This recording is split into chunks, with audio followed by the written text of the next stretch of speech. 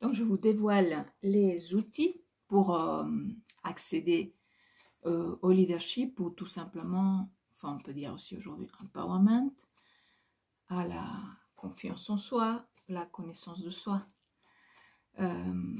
Bon, la base est quand même que nous avons tous, leaders ou pas, petits contributeurs, chacun à sa place et dans sa vie et dans la vie sociale, une échelle de construction qui va depuis le sentiment d'existence, avoir besoin d'une place, de se sentir exister, de se sentir prendre place, participer à l'ensemble.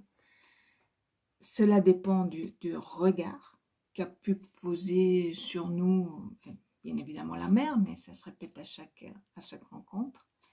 Ensuite, nous développons un sentiment d'utilité. Bien évidemment, il ne s'agit pas de rester là comme un sphinx, mais de s'exprimer, de créer, de collaborer.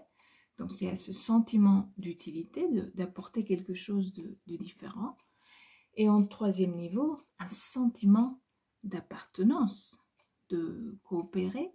Il y a un aspect qu'on oublie souvent dans la coopération, que coopérer, ça veut dire savoir donner, savoir apporter quelque chose. Donc ça, c'était le niveau précédent. Mais coopérer, ça veut dire surtout faire de la place à l'autre et recevoir de l'autre, y compris des choses qu'on considère ne pas nous appartenir.